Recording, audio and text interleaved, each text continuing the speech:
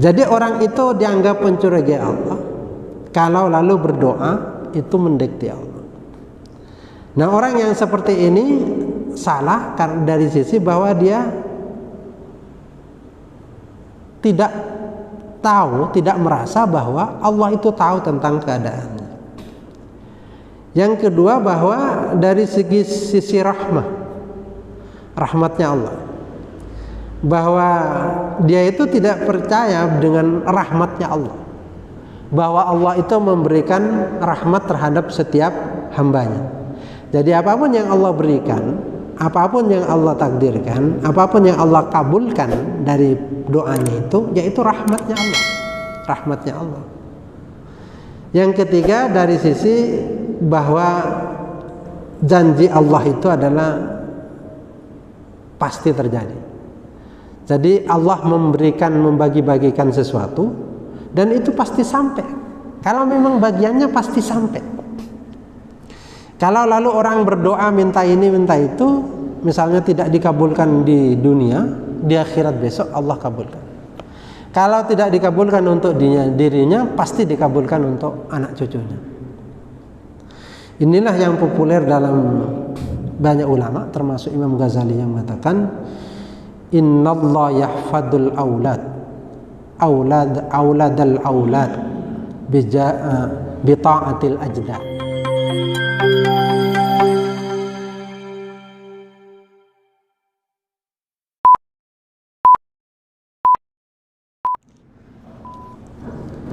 Assalamualaikum warahmatullahi wabarakatuh. Innal hamdalillah nahmaduhu wa nasta'inuhu wa nastaghfiruh wa na'udzu billahi min shururi anfusina wa sayyiati a'malina. Man yahdihillahu fala mudilla lahu wa man yudlil fala hadiya lahu. Asyhadu an la ilaha illallah wahdahu la syarika lahu wa asyhadu anna Muhammadan abduhu wa rasuluh. Allahumma shalli ala nabiyyina Muhammadin wa ala alihi wa sahbihi ajma'in, amma ba'du. Jamaah rahimakumullah, kita lanjutkan sekarang ke hikmah yang ke-21. Ini masih terkait dengan adabnya seorang hamba terhadap Allah, adab seorang hamba terhadap Tuhannya. Kalau pada hikmah yang sebelumnya Ibnu Athaillah mengatakan bahwa orang yang cerdas itu adalah orang yang menerima apa yang Allah takdirkan dan senang dengan apa yang Allah takdirkan dan ridha terhadap apa yang Allah takdirkan. Itu orang yang cerdas. Nah, sekarang ini akan membahas tentang doa. Tentang doa. Bukankah banyak orang yang berdoa itu meminta sambil memaksa. Bahkan ada orang meminta berdoa itu sambil mendekti Allah. Ya Allah, saya minta yang begini, jangan begitu. Nah, itu kan seperti mendekti. Nah, sebenarnya doa itu seperti apa? Ibnu Athaillah mengatakan, talabuka minhu ittihamun lahu, memintanya engkau atau berdoanya engkau atau memohonnya engkau kepada Allah itu bisa menjadi ittihamun lahu, menjadi curiganya engkau terhadap Allah. Jadi bisa saja orang berdoa curiga, jangan-jangan Allah tidak memperhatikan saya, jangan-jangan Allah itu lupa terhadap saya. Yang kedua, wa talabuka lahu ghaibatun minka anhu, memintanya engkau atau berdoanya engkau, mengharapkannya engkau itu kepada Allah, bisa jadi itu engkau kehilangan Allah, bukti bahwa engkau kehilangan Allah, atau bukti bahwa engkau jauh dari Allah. Yang ketiga, wa talabuka li ghairihi likillati hayaika minhu. Memintanya engkau atau berdoanya engkau kepada selain Allah, itu meminta atau mengharap kepada selain Allah, itu likillati hayaika minhu. Itu disebabkan engkau itu kurang rasa malunya terhadap Allah, atau tidak punya rasa malu terhadap Allah. Wa talabuka min ghairihi. Yang keempat, yaitu memintanya engkau atau mengharapkannya engkau min ghairihi, dari selain Allah, itu menunjukkan liwujudi bu'dika minhu, menunjukkan engkau itu jauh dari Allah. Nah, orang berdoa itu kalau lalu dia menganggap bahwa khawatir bahwa Allah itu lupa atau Allah itu membiarkan, itu kan orang yang curiga. Jangan-jangan Allah lupakan saya, atau jangan-jangan Allah memberikan ini tetapi tidak memberikan yang saya inginkan. Seolah-olah ingin mengatakan, masa Allah itu tidak tahu dengan keinginan saya itu. Makanya lalu dia berdoa sambil mendekti. Jadi keinginan-keinginan itu didektikan. Dan ketika itu tidak tersampaikan, tentu dia kecewa. Dia akan kecewa. Kenapa Allah tidak memberi saya? Padahal saya sudah betul-betul kepepet. Kenapa Allah kok tidak menolong saya? Itu. Apakah Allah itu lupa terhadap saya, atau Allah itu sengaja membiarkan saya? Nah, itu orang berarti sudah curiga kepada Allah. Nah, di sini lalu kita memposisikan doa itu di mana? Doa itu harus menunjukkan lil ubudiyah, untuk menunjukkan kehambaan seorang makhluk, kehambaan, bahwa kita itu hambanya Allah. Maka karena hamba tentu dia fakir, butuh terhadap Allah. Karena hamba lalu tentu dia tidak berdaya kepada Allah, artinya lemah. Dia lemah. Karena dia seorang hamba tentu dia hina di hadapan Allah. Jadi dia sama sekali tidak mempunyai kemampuan apa-apa, ya karena seorang hamba. Bukan lalu mengatur Allah. Dengan doanya lalu mengatur Allah. Ya Allah, saya ingin begini, tidak yang begitu. Itu yang mengatur Allah. Ini kan bukan kelasnya seorang hamba, kelasnya seorang Tuhan yang mengatur itu. Kelasnya Allah yang mengatur itu. Kalau hamba itu menerima apa yang Allah takdirkan. Maka dengan demikian doa itu menjadi benar kalau lalu menunjukkan kehambaan. Berdoa dengan sebanyak-banyaknya bagus. Jadi kalau lalu berlembar-lembar dia berdoa dengan satu keyakinan bahwa dia itu hamba yang butuh terhadap Allah, yang lemah, yang fakir, yang tidak berdaya, sehingga dia berdoa kepada Allah. Apa yang ditakdirkan Allah ya senang. Diberi ini ya senang, diberi itu ya senang. Tidak lalu memaksakan. Padahal saya ya Allah minta ini kok diberi itu. Itu orang yang lalu, artinya itu yang dianggap orang yang curiga kepada Allah, bahwa Allah itu tidak tahu kebutuhannya, bahwa Allah itu melupakannya dia, atau Allah itu membiarkan dia. Nah, yang seperti ini, kalau lalu anggapannya berdoa model seperti ini, berdoa yang tidak bagus itu. Berdoa yang tidak bagus. Jadi orang yang berdoa itu semata-mata karena dia hamba, kehambaannya saja. Jadi ketika berdoa ya senang betul kepada Allah, berdoa dengan kesenangan yang luar biasa karena merasa dirinya hamba. Dan pasti, sekali lagi, pasti doa itu diijabah oleh Allah. Sekali lagi saya ulangi, bahwa doa itu pasti diterima oleh Allah. dalam kapan Allah memberi, dalam bentuk apa, itu Allah yang maha tahu. Maka kadang orang itu ketika berdoa memintanya hari ini, Allah tidak berikan kepada dia, tetapi diberikan kepada anak cucunya. Dia meminta kejayaannya, tetapi tidak jaya dirinya. Artinya seolah-olah dia tidak dikabul, tetapi Allah memberikan kepada anak cucunya. Oleh karena itu jangan khawatir ketika berdoa. Asalkan berdoa itu jangan seolah-olah mendikte Allah, seolah-olah ingin mengatur Allah, jangan. Berdoa itu semata-mata karena kehambaan kita kepada Allah. Maka orang yang berdoa lalu ingin mendikte Allah, ingin mengatur Allah itu karena itu menjadi salah dari berbagai sisi. Pertama, min kibalil ilmi, dari sisi ilmu.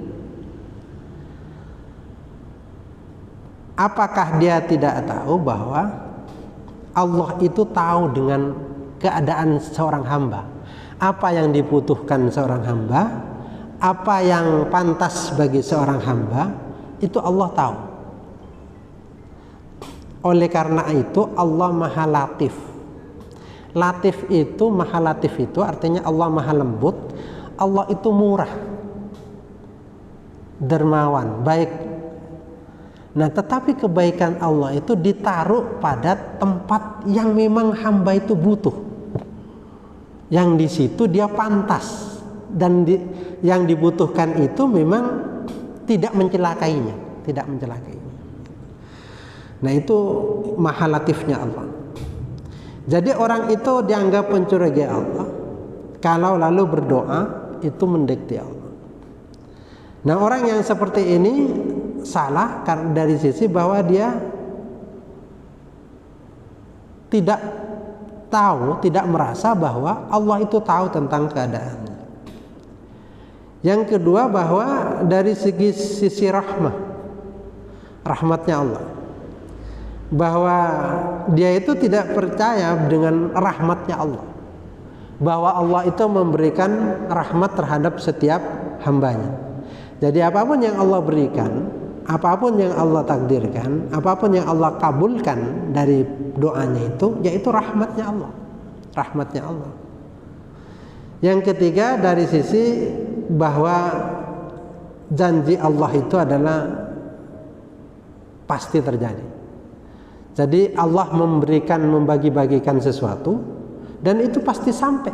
Kalau memang bagiannya pasti sampai. Kalau lalu orang berdoa minta ini minta itu, misalnya tidak dikabulkan di dunia, di akhirat besok Allah kabulkan. Kalau tidak dikabulkan untuk dirinya, pasti dikabulkan untuk anak cucunya. Inilah yang populer dalam banyak ulama, termasuk Imam Ghazali yang mengatakan, Innallaha yahfadul auladal aulad bi ta'atil ajdad. Jadi sesungguhnya Allah itu memelihara anak dan keturunan itu disebabkan ketaatan orang-orang yang ada di atasnya. Jadi pasti.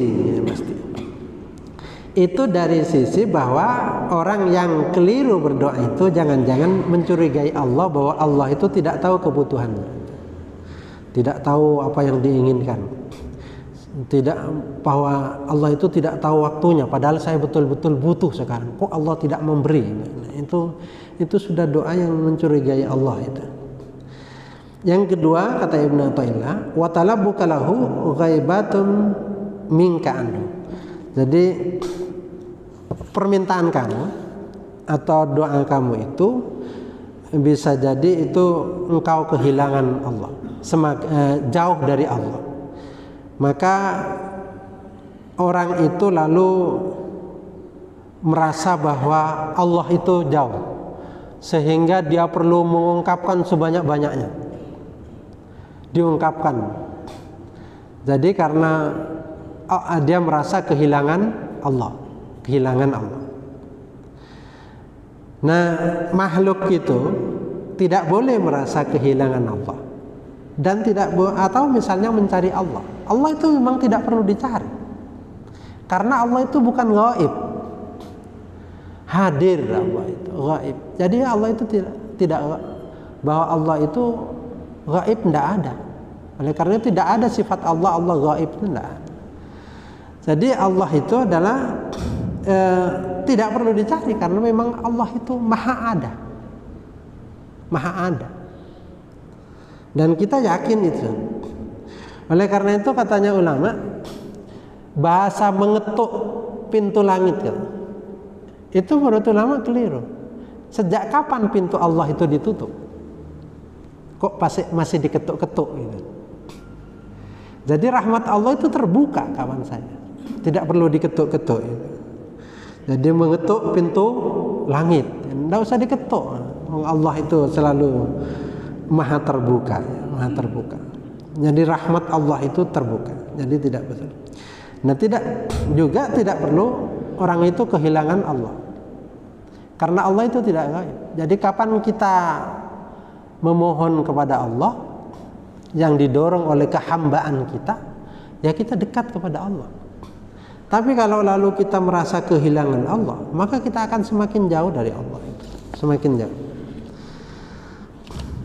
Nah, oleh karena itu orang yang menyibukkan dirinya itu akan merasa jauh dari Allah. Kapan dia merasa jauh? Ketika dia melakukan kemaksiatan. Ketika dia melakukan kemaksiatan itu, dia akan merasa dirinya jauh. Tetapi orang yang lalu baik itu, ketika dia tergelincir kepada kemaksiatan karena merasa bahwa Allah itu maha dekat, Allah itu tidak gaib, tidak merasa kehilangan Allah, maka dia akan segera bertobat. Begitu juga orang yang lalu lalai, lupa dari Allah, lupa dan lalai. Atau misalnya orang yang menuruti hawa nafsunya, syahwatnya. Nah, pada tempat-tempat itu orang akan menyibukkan dirinya daripada mengingat Allah. Nah, orang yang seperti ini kan orang yang kehilangan Allah. Nah, bisa jadi orang yang berdoa itu akan merasa memohon, atau orang yang lalu meminta kepada Allah itu bisa jadi dia kehilangan Allah. Padahal Allah itu begitu dekat. Allah itu mendengar, maha mendengar dan maha melihat. Nah, disinilah lalu ulama itu mengatakan bahwa inti dari doa itu pertama adalah ubudiyah. Jadi, ini yang kita pegang bahwa doa kita itu semata-mata menunjukkan kehambaannya kita, bahwa apa yang dibagi Allah itu pasti akan sampai ke kita. Nah, ulama lalu berbeda pendapat tentang apakah lebih baik sukut, diam, atau lebih baik berdoa. Nah, orang yang lalu berdoa itu menunjukkan kehambaannya, maka itu lebih baik berdoa. Tetapi kalau lalu berdoa itu merasa mau mendekati Allah, itu lebih baik dia diam. Supaya kenapa? Supaya tidak merasa bahwa dirinya itu merasa bahwa bisa mendekati Allah. Jadi, ya Allah, saya minta ini. Jangan, supaya tidak curiga kepada Allah. Supaya tidak menganggap bahwa Allah itu jauh, bahwa ya Allah itu gaib. Maka kalau sudah kondisinya seperti itu, ya lebih baik sudah tidak berdoa. Daripada berdoa lalu curiga kepada Allah, lebih baik tidak berdoa. Jadi, tapi kalau berdoa dia merasa lapang dadanya, apapun yang ditakdirkan Allah dia terima, tetapi dia berdoa karena kehambaannya, maka itu luar biasa bagus. Dan itu sudah ibadah yang luar biasa. Jadi kalau katanya Imam Ali itu, cukuplah bangganya saya itu adalah ketika saya menjadi hambanya Allah. Jadi bahagianya saya itu ketika saya menjadi hambanya Allah, dan bangganya saya adalah karena Allah itu Tuhannya saya. Nah, itu menunjukkan kehambaan. Yang ketiga, wa talabuka li ghairihi likillati hayaika minhu. Memintanya engkau, mengharapkannya engkau, berdoanya engkau, atau meminta kepada selain Allah, itu menunjukkan sedikitnya rasa malu engkau kepada Allah. Rasa malu. Coba ketika orang misalnya bergantung kepada orang lain atau bergantung pada situasi tertentu, menggantungkan diri kepada makhluk yang lain. Orang miskin menggantungkan diri terhadap orang kaya. Anak buah menggantungkan diri kepada pimpinannya. Itu kan sebenarnya tentu dia sebenarnya harus malu. Pimpinannya saja yang memberi itu adalah Allah. Memberikan hidup ya Allah, memberikan rezeki ya Allah, memberikan makan ya Allah, memberikan bernafas ya Allah. Kok tiba-tiba dia bersandar kepada dia? Yang dia itu justru butuh Allah. Kok dia bersandar kepada yang makhluk yang justru sangat butuh kepada Allah? Mestinya dia bersandar kepada Allah. Nah, orang seperti ini, katanya Ibnu Athaillah, itu orang yang tidak tahu malu, menyandarkan sesuatu kepada yang sesuatu itu sebenarnya bersandar kepada Allah. Malu itu kan ada dua, ada malu dhahir, malu yang biasalah kita malu ketika misalnya melakukan ini dan itu, atau kekurangan kita dilihat orang ya malu. Tetapi ada malu qalbi, yaitu malu kepada Allah, malu qalbi ya. Malu kepada Allah. Jadi misalnya lalu orang itu mau minta mengharap kepada orang lain, mengharap kepada selain Allah, dia malu. Kenapa saya harus mengharap kepada selain Allah? Dia sendiri butuh kepada Allah, butuh kepada Allah. Jadi orang yang mengharap kepada selain Allah itu adalah orang yang tidak tahu malu dan orang yang merasa tidak nyaman dengan Allah. Mestinya orang itu ketika nyaman dengan Allah, maka mintanya itu mengharapkannya itu kepada Allah, mengharapkannya kepada Allah. Katanya Imam Sya'rani itu dalam kitab Al-Minanul Kubra, dia mengatakan bahwa makhluk itu kan cuma sebagai paralonnya saja. Apa yang diguyurkan oleh Allah lewat paralon itu, bisa langsung, bisa lewat paralon. Jadi tidak ada perannya apa-apa. Bisa saja orang miskin diberi oleh Allah lewat orang kaya, tetapi bisa saja orang miskin diberi oleh Allah tanpa lewat siapa-siapa, tanpa lewat siapa-siapa, langsung Allah memberikan. Jadi makanya lalu orang itu tidak sepantasnya lalu bersandar, berharap kepada selain Allah, apapun itu, apapun. Bahkan kalau dalam hadis dikatakan man syaghalahu dzikri an mas'alati a'taituhu afdala ma u'tis sa'ilin. Jadi ketika seorang hamba itu menyibukkan diri dengan ingat kepada Allah daripada meminta-minta atau menuntut kepada Allah, maka kata Allah, saya akan memberikan sesuatu yang lebih daripada orang yang meminta. Jadi misalnya lalu orang tidak meminta, tetapi dia lalu mendekatkan diri kepada Allah, ingatnya kepada Allah, maka Allah pelihara dia. Allah pelihara dia sehingga tanpa harus meminta Allah memberikan. Sebenarnya banyak karunia Allah itu, bukan banyak, tidak bisa dihitung karunia Allah itu yang kita tidak meminta Allah memberi. Silahkan lihat, kita renungi tentang tubuh kita saja. Tubuh kita, semua sistem yang bekerja dalam tubuh kita, kita tidak pernah minta itu, tetapi Allah memberi. Allah memberi sehingga bekerja secara normal dan kita bisa berjalan, kita bisa duduk. Yang itu kadang kita lupakan itu. Yang itu kadang kita lupakan. Yang keempat, yang terakhir, wa talabuka min ghairihi li wujudi bu'dika minhu.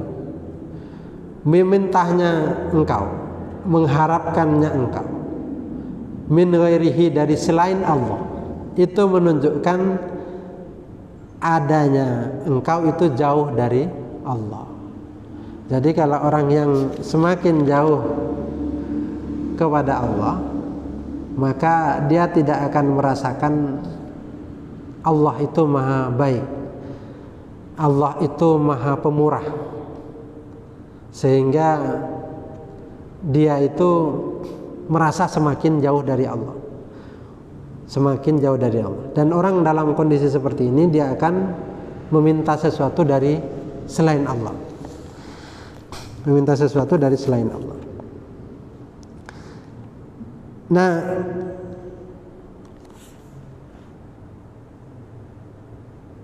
orang yang lalu meminta dari yang selain Allah, itu menunjukkan jauhnya dari Allah itu karena ada beberapa alasan. Pertama adalah seandainya dia menyaksikan hakikat sesuatu, hakikat benda, hakikat makhluk, dia akan mendapati bahwa makhluk itu butuh terhadap Allah, butuh terhadap Allah. Semua makhluk itu butuh terhadap Allah. Lalu kenapa dia merasa jauh dari Allah, sementara semua makhluk butuh kepada Allah? Dan yang kedua, alasannya adalah karena alam ini itu dikelola oleh Allah sendiri. Tidak ada campur manusia sama sekali, tidak ada campur makhluk sama sekali. Jadi Allah mengelola alam ini sendiri. Itu menunjukkan Allah itu maha sempurna. Allah itu maha sempurna, Allah itu maha kuasa atas segala sesuatu. Jadi kenapa kita lalu minta bantuan dari yang selain Allah? Yang ketiga, seandainya manusia itu lalu mengetahui rahmatnya Allah, terus lalu mengetahui kesempurnaan ilmunya Allah dan kudratnya Allah, maka dia tidak akan meminta bantuan kepada selain Allah. Mesti dia akan minta kepada Allah. Artinya hatinya tetap terpaut dengan Allah, bahwa keyakinannya itu bahwa yang akan menolong dia, bahwa yang akan memberi dia, bahwa yang bisa diharapkan oleh dia itu hanya Allah. Sehingga apapun yang dia lakukan itu semata-mata adalah tertuju kepada Allah, tertuju kepada Allah semua. Tidak ada hal-hal lain. Jadi semuanya tertuju kepada Allah. Karena tidak ada di dunia ini yang bisa dilepaskan dari Allah. Semuanya tidak bisa dilepaskan dari Allah. Nah, disinilah kita kalau kita memahami ini, maka kita akan semakin dekat kepada Allah. Begitu dekatnya Allah. Begitu dekatnya Allah. Sehingga seandainya pun kita tidak berdoa, Allah itu tahu apa yang kita butuhkan. Tetapi karena berdoa itu diperintah oleh Allah, kita kerjakan sebagai bentuk kehambaan kita kepada Allah. Nah, sehingga lalu tidak menuntut, ya Allah, saya salat tahajud, saya kok begini-begini saja. Ya Allah, saya salat duha kok begini-begini saja. Tidak ada orang yang seperti itu lalu. Karena apa yang dia lakukan semata-mata menunjukkan kehambaan dia kepada Allah, butuhnya dia kepada Allah. Inilah yang sebenarnya inti dari doa itu. Inti dari doa itu. Perkara doa itu dikabulkan sekarang atau besok atau diberikan kepada keturunannya atau diberikan besok pada yaumil qiyamah, atau diberikan ketika kita berada di kubur besok, itu semata-mata kebaikan dan maha kasih sayangnya Allah. Barangkali itu ada yang ingin disampaikan? Ya. Bentar, coba. Coba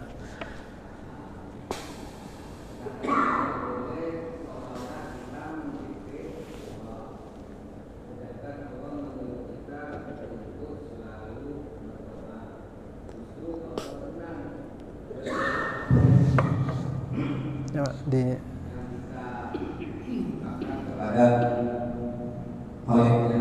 terus bagaimana seandainya Gemini tidak boleh seolah-olah mengerti, bagaimana dengan Isa Abdul Kahfi itu, kan dia menunjukkan saya sudah begini ya Pak, tolong dibuka.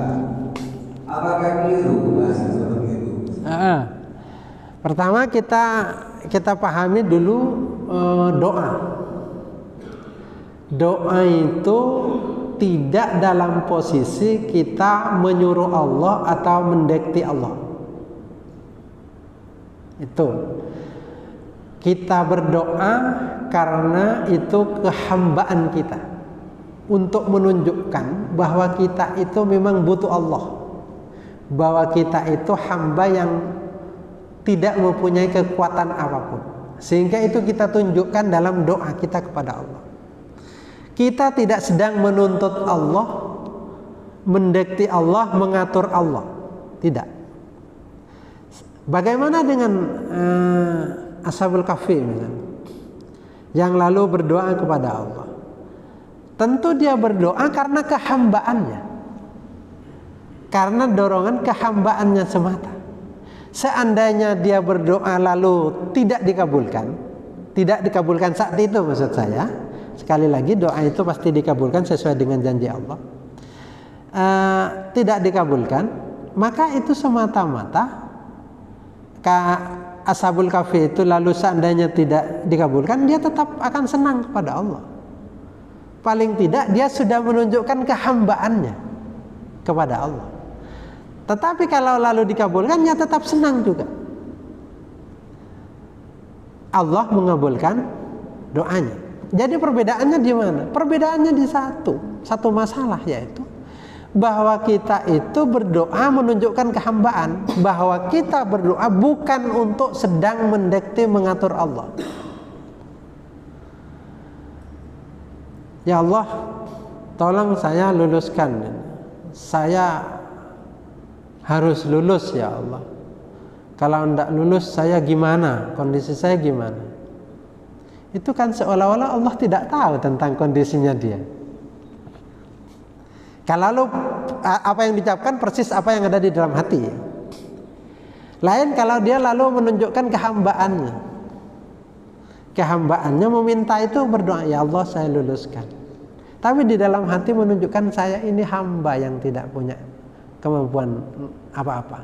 Kalau engkau mengabulkan, engkau itu maha kasih sayang, maha tahu, maha baik.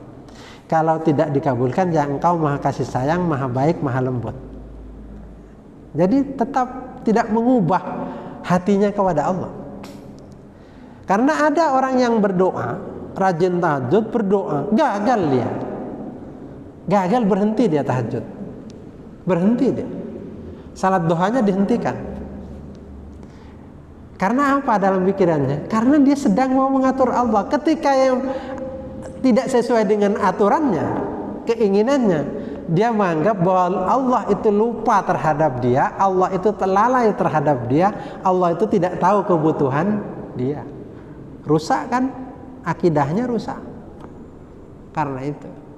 Nah, makanya lalu dibangun doa itu sebagai lil ubudiyah, sebagai bentuk kehambaan seorang makhluk.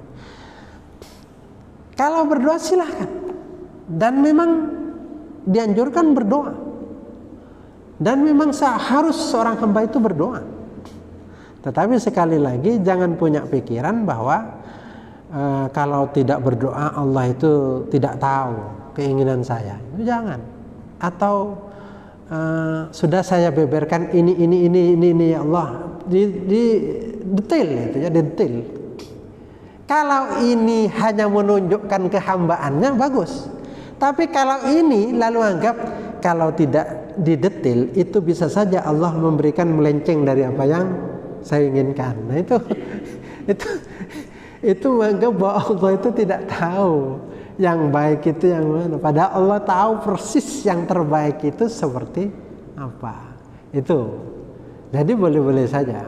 Dan sangat baik berdoa itu selama tujuannya itu. Tidak sedang mendekati Allah dan tidak sedang mengatur Allah dan tidak menganggap bahwa Allah itu kalau tidak kita berdoa lupa terhadap kita. Nah itu. Nikmat kan kalau berdoa seperti itu. Jadi dikabulkan ya itu semata-mata kebaikannya Allah.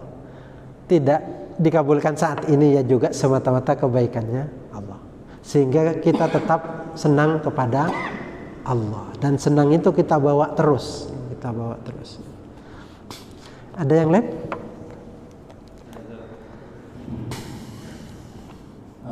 Tadi disampaikan bahwa berdoa itu wajib, meskipun kita tidak mengungkapkan itu kan tidak apa-apa gitu. Kemudian misalnya di dalam hati kita berharap gitu ya, berharap sesuatu, kira-kira apa?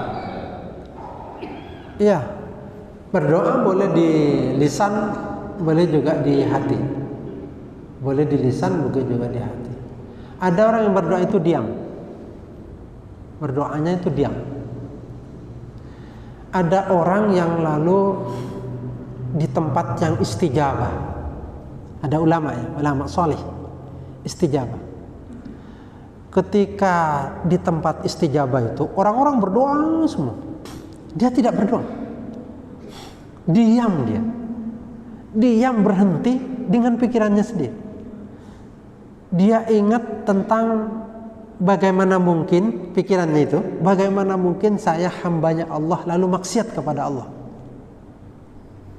Dia tidak jadi berdoa di tempat itu.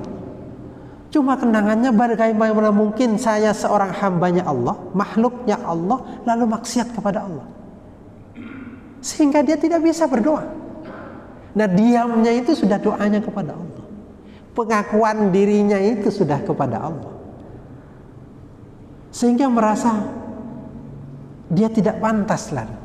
Merasa tidak pantas. Artinya orang ini sudah sampai pada makom itu ya. Orang itu kan harus melakukan sesuai makomnya. Lalu dia cuma berpikir, ya Allah saya hambamu. Saya makhluk, kok bisa saya melakukan kemaksiatan seperti itu? Itu kenangannya. Jadi diamnya itu sudah doanya kepada Allah. Sampai lalu orang-orang itu berhenti, semuanya dia juga berhenti. Akhirnya berhenti. Dia tidak berdoa. Tapi diamnya itu, perenungannya itu sudah doanya yang luar biasa kepada Allah. Sebenarnya ketika kita menghambakan diri kepada Allah, menghujamkan dalam hati itu, tunjukkan kehambaan, rasakan kehambaan itu sudah doa Allah yang luar biasa, sudah luar biasa itu doanya kita kepada Allah itu. Nah itu jadi tidak masalah, jadi berdoa silahkan diucapkan di dalam hati. Nah doa itu kan ada dua, ada yang di lisan, ada yang di qalbu. Yang di qalbu itu yang paling bagus. Jadi kita merasa berhadap-hadapan dengan Allah. Jadi bagaimana berhadap-hadapan dengan Allah? Ya menyampaikannya dengan senang hati dan bahagia. Dengan bahagia. Karena Allah itu ya serba maha.